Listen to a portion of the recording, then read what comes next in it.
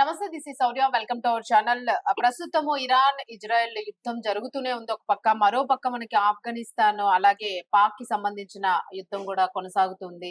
మరి ఇట్లాంటి టైంలోని కిమ్ అణు యుద్ధం మొదలు పెడుతున్నారు, మొదలు పెట్టారు అనే రకరకాల వార్తలు అయితే వినిపిస్తున్నాయి. అసలు ఈ అణు యుద్ధానికి గల కారణాలు ఏంటి? నిజంగానే ఆయన అణుయుద్ధం చేసే ఆ మూడ్ ఆఫ్ స్వింగ్స్ ఉన్నాయా అక్కడ? సరే, అసలు పరిస్థితి ఏంటి సార్? దాము బాలాజీ గారు ఉన్నారు, వారితో మాట్లాడదాం. యా ఇప్పుడు ఆల్రెడీ ఇరాన్ మీద యుద్ధం జరుగుతుంది. ఈ నేపథ్యంలో నార్త్ కొరియా అధ్యక్షుడు కిమ్ కూడా రంగంలో దిగి అణు యుద్ధం ప్రారంభించాలన్న ప్లాన్ లో ఉన్నట్టుగా తెలుస్తుంది. ఇది ప్రపంచాన్ని వణికించే సంగతిగా మనం చెప్పుకోవచ్చు. ముఖ్యంగా ఏంటంటే నార్త్ కొరియాకి సౌత్ కొరియాకి ఎప్పుడు కూడా పచ్చగడ్డేస్తే బగ్గుమనే పరిస్థితులు ఉన్నాయి. సో అట్లాగే జపాన్ కి నార్త్ కొరియా కూడా పడదు. సో ఈ రెండు దేశాల మీద బాంబులు వేసే ఆలోచన కిమ్ముకున్నట్టుగా చెప్తున్నారు. ఎందుకంటే ఇప్పుడు ఒక పెద్ద యుద్ధం జరిగినప్పుడు అనేక చిన్న యుద్ధాలు మొదలవుతుంటాయి అనమాట. ఎందుకంటే ప్రపంచ మీడియా గాని మొత్తం డైవర్ట్ ఉన్నట్టు. రెండోది, అమెరికా కూడా వీళ్ళని బెదిరించే పరిస్థితి లేదు. అమెరికా ఆల్రెడీ ఇరాన్ యుద్ధంలో చిక్కుకొని ఎలా బయటికి రావాలో తెలియని పరిస్థితుల్లో ట్రంప్ ఉన్నాడు. ఇదే సాగ్గా తీసుకొని ఇటు చైనా తైవాన్ ఆక్యుపై చేసుకోవడానికి ప్రయత్నించడం, ఇటు పాకిస్తాన్ ఆఫ్ఘనిస్తాన్ మీద దాడులు చేయడం, మరోపక్క రష్యా ఉక్రెయిన్ మీద యుద్ధాన్ని పెంచడం.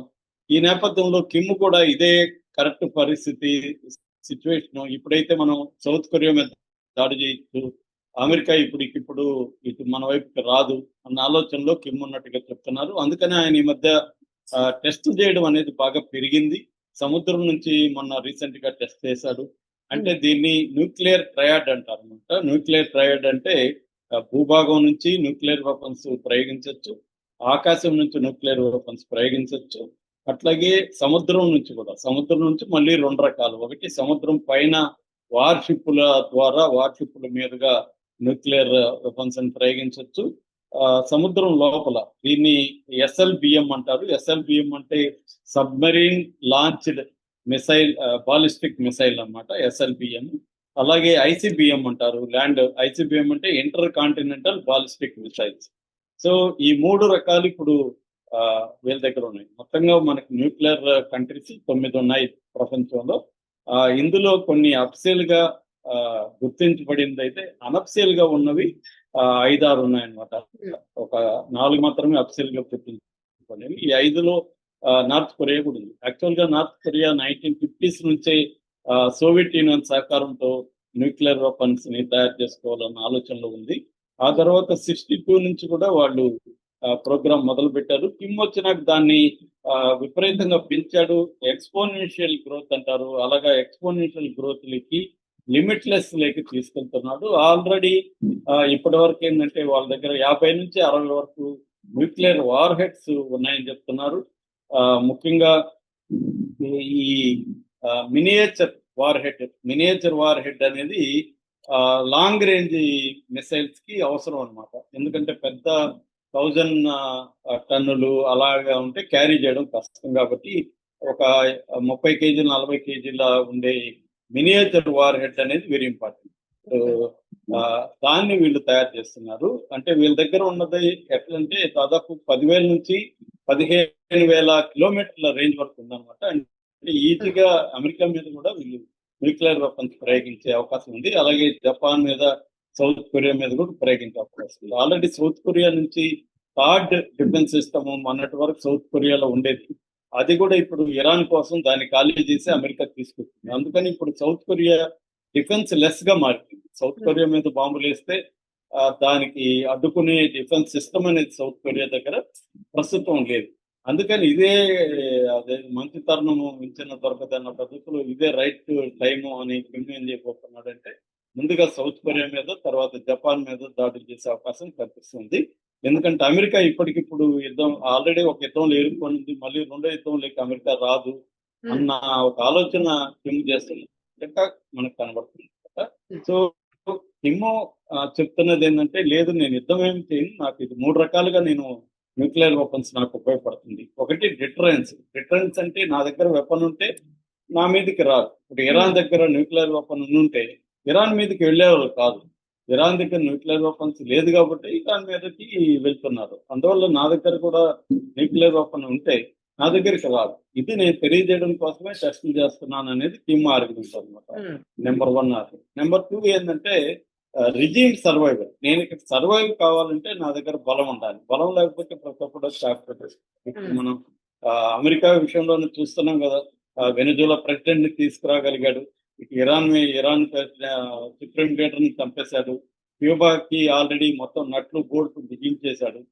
అంటే అక్కడ క్యూబాలో ఎనర్జీ క్రైసిస్ వచ్చేసింది, ఫుడ్ క్రైసిస్ వచ్చేసింది. ఇవన్నీ కూడా ట్రంప్ చేస్తున్నాడు. అట్లాగే మెక్సికన్ బెదిరిస్తున్నాడు.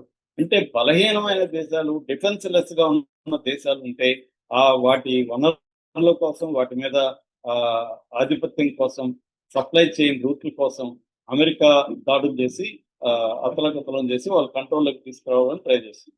అందుకని కిమ్ ఆర్గ్యుమెంట్ ఏముంది, జరగకూడదంటే మేము సర్వైవ్ కావాలంటే మా దగ్గర న్యూక్లియర్ వెపన్స్ ఉండాలి అనేది కిమ్ ఆర్గ్యుమెంట్. మూడో ఆర్గ్యుమెంట్ ఏంటంటే బార్గెనింగ్ పవర్. ఎప్పుడైనా కూడా బలహీనుడు బలవంతుడితో బార్గెయిన్ చేస్తే బలవంతుడే కోల్పోతాడు. ఎందుకంటే బలహీనుడే కోల్పోతాడు. బలవంతుడు అనుకూలమైన బార్గెనింగే జరుగుతుంది. ఇప్పుడు ఇరాన్ లో కూడా అదే జరుగుతుంది. సో అందుకని బార్గెనింగ్ పవర్ గట్టిగా ఉండాలంటే కూడా నా దగ్గర న్యూక్లియర్ వెపన్స్ ఉండాలి అనేది ఈ 3 లాజిక్లు కిమ్ చెప్తున్నాడు. ఇది ఎవరికైనా వింటే కూడా లాజికల్ గానే ఉన్నాయి. ఎందుకంటే ఇవాళ ప్రపంచం అనేది రూల్స్ బేస్డ్ ప్రపంచం లేదు. దాన్ని హార్డ్ పవర్ వరల్డ్ అంటారు. హార్డ్ పవర్ వరల్డ్ అంటే బలం ఉన్నోడితే రాజ్యం, సింపుల్ గా చెప్పాలంటే. ఇంతకు ముందు అంటే ఒక ట్రేడ్ పార్ట్నర్ ని గౌరవించడం అవన్నీ ఉండేవి. ఇవాళ బెదిరింపులే ఉన్నాయి. అంటే పెట్రో డాలర్ అనే ఒక వ్యవస్థని రూపొందించి ప్రపంచవ్యాప్తంగా డాలర్ ని యూజ్ చేయాల్సిన అవసరాన్ని క్రియేట్ చేసి ఆ డాలర్ ప్రపంచం దగ్గర ఉండాలంటే అమెరికాకి ఇంపోర్ట్ చేయాలి. అమెరికా అంటే ఎక్స్పోర్ట్ చేయాలి. అమెరికాకి ఎక్స్పోర్ట్ చేస్తేనే కదా మనకి డాలర్లు వస్తాయి. ఈ డాలర్లతో మనం ఆయిల్ కొనుక్కోవాలి. మన రూపాయలు ఇస్తే ఆయిల్ కూడా అమ్మడం. ఇంకే కరెన్సీ ఇచ్చినా ఆయిల్ అమ్మడం. ఓన్లీ డాలర్లు ఇస్తేనే గల్ఫ్ కంట్రీస్ మనకు ఆయిల్ అమ్ముతాయి.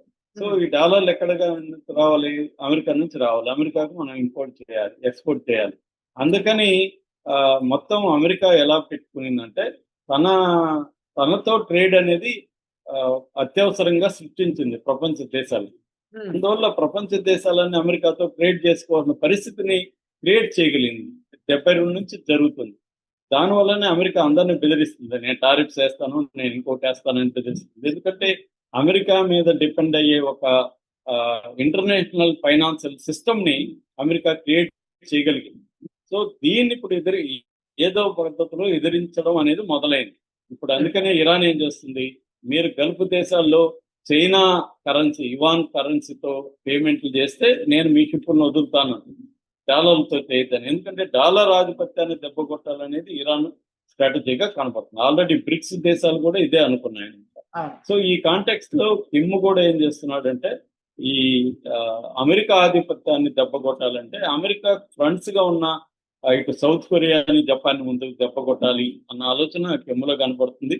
అందుకనే కిమ్ అనియుద్ధానికి కూడా సిద్ధం అవుతున్న పరిస్థితి మనకు కనపడుతుంది. ఒకవేళ ఇది జరిగితే మాత్రం ప్రపంచం మనం ఎప్పుడు కనీ వినిగిని ఒక ప్రమాదం అనేది ప్రపంచానికి పొంచి ఉన్నట్టుగా తెలియదు. ఎందుకంటే మనకు కనబడుతున్న వ్యక్తులందరూ కూడా ఒకరిని మించిన ఒకడు వీళ్ళు మ్యాగ్నో మ్యానియాక్లు, తర్వాత మాలిగ్నెంట్ నార్సిసిస్టులు వీళ్ళే ఉన్నారనమాట. సో ట్రంప్ గాని, నెతన్యాహు గాని, కిమ్ గాని, పుతిన్ గాని వీళ్ళు ఏ నిర్ణయం తీసుకుంటారో తెలియదు. అంటే ఒక్కడి ప్రపంచంలో మొత్తం కోట్లాది మంది జీవితాల్ని ఇవాళ ఒక్కడి మ్యాడ్ మ్యాన్ ఒక నిర్ణయం తీసుకునే దాని మీద డిపెండ్ అయిపోయిన పరిస్థితి సెకండ్ వరల్డ్ వార్ తర్వాత ఇప్పుడే వచ్చినట్టుగా కనబడుతుంది. ఈ నేపథ్యంలో కిమ్ము ఎలాంటి వాడు కూడా ఇట్లాంటి వాడే. కిమ్ము కూడా ఇతను తీసుకునే నిర్ణయాలు ఎలా ఉండబోతాయనేది ఇప్పుడు ప్రపంచాన్ని వణికిచ్చే పరిస్థితి కనబడుతుంది. Thank you sir.